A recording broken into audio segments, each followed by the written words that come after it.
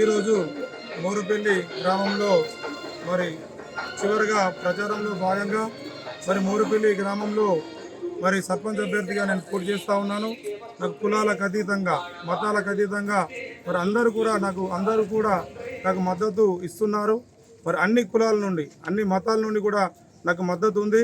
మరి ఈరోజు గత 20 సంవత్సరాలుగా నేను రాజకీయంలో ఉన్నా, నాకు పదవి ఉన్నా లేకున్నా నా మోరుపల్లి గ్రామంలో మరి ప్రతి ఒక్కరి మరి కష్ట నష్టాల్లో కానీ మంచి చెల్లో కానీ నేను పాల్గొన్నా.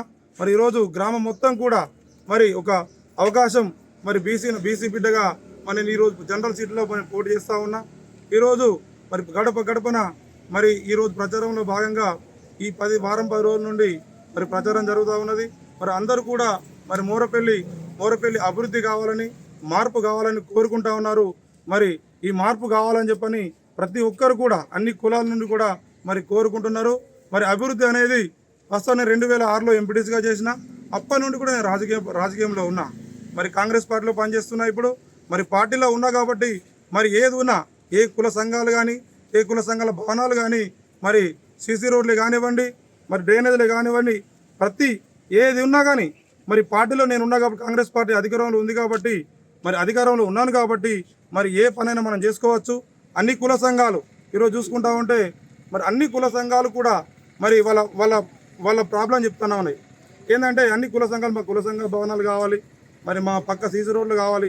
మరి అవన్నీ కావాలంటే మరి అధికారంలో ఉన్న మన కాంగ్రెస్ పార్టీ వల్ల అవుతుంది కాబట్టి మరి ఇంకా 3 ఏళ్ళ పాలన ఉంది కాబట్టి మోరుపల్లి గ్రామ ప్రజలారా మరి ఒక అవకాశం నాకు ఇవ్వండి. ఒక అవకాశం నాకు ఇచ్చినట్టయితే మోరుపల్లి అభివృద్ధి అనేది నేను చూపిస్తా. ఈరోజు అందరూ ఇతర నాయకులు చెప్తా ఉన్నారు నేను ఇది చేసిన అది చేసిన అని చెప్పని. నేను ఈరోజు చెప్తా ఉన్నా, నేను ఒక చదువుకున్న వాడిగా నేను ఒక పీజీ స్టూడెంట్, పీజీ చదువుకున్నా. నాకు మోరుపల్లిలో మరి ఎక్కడ ఎటువంటి ప్రాబ్లమ్స్ ఉన్నాయని నాకు అన్నీ తెలుసు.